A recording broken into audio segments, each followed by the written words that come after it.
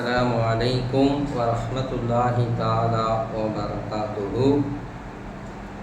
Alhamdulillah, அல்லாஹு தாலா நம்மீது எவ்வளவு அன்பு வைத்துள்ளான்.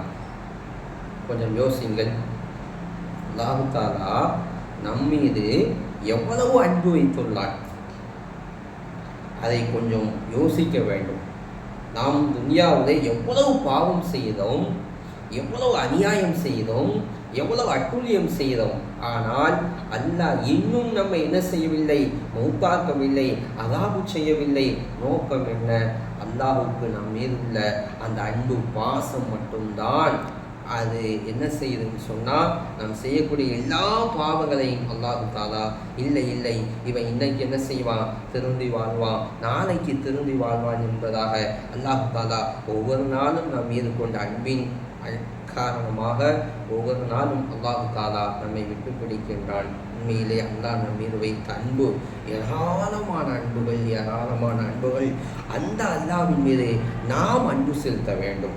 எந்த அளவுக்கு அல்லாஹ் மேலே அன்பு செலுத்த வேண்டும் என்றால், அல்லாஹு தாலா நமக்கு இன்பத்தை தந்தாலும் மகிழ்ச்சியாக அல்ஹம்துலில்லாஹ் என்பதாக சொல்ல வேண்டும்.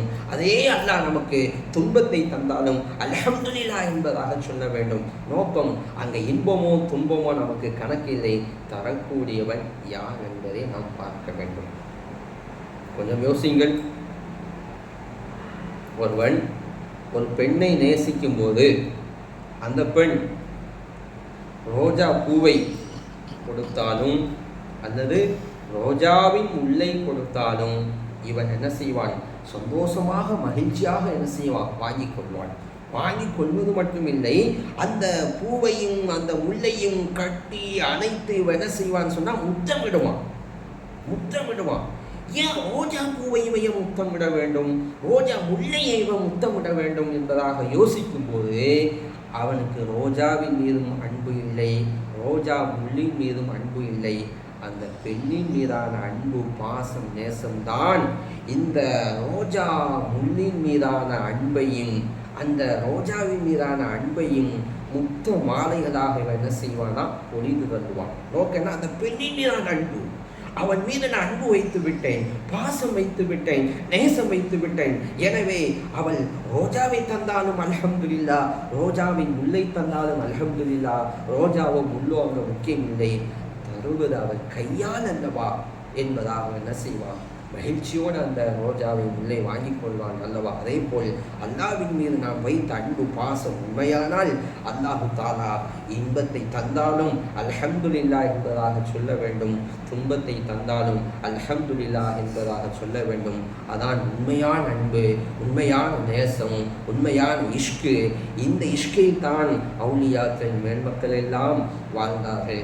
நாமெல்லாம் என்ன செய்வோம், அல்லாஹு தாலா இன்பத்தை அள்ளி வீச அல்ஹம்துலில்லாஹ் என்பதாக சொல்வோம்.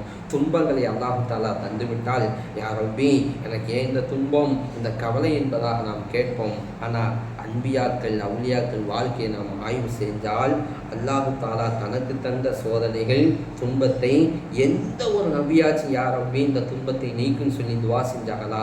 துவா செய்யவில்லை. நோக்கம் என்னன்னா, அது சுவாரஸ்யமான ஒரு சுகம், ஒரு இன்பம்.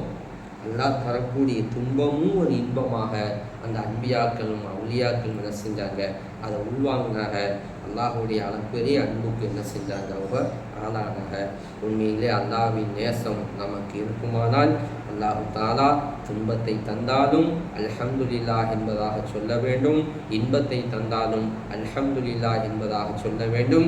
எல்லா நிலைகளிலும் எல்லா காலங்களிலும் எல்லா நேரங்களிலும் அல்லாஹ்வை நேசிக்க வேண்டும், அல்லாஹ்வை புகழ வேண்டும். அல்ஹம்துலில்லாஹ் என்பதாக இந்த நாவினால் சொல்லி சொல்லி சொல்லி சொல்லி இன்பம் காண வேண்டும்.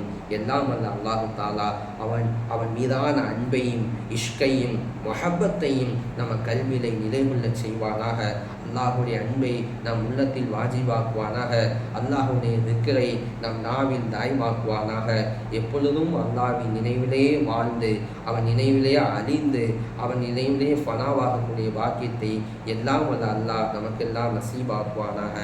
ஆமீன் ஆமீன் யா ரப்பல் ஆலமீன். அஸ்ஸலாமு அலைக்கும் வரஹ்மத்துல்லாஹி தஆலா வ பரகாத்துஹு.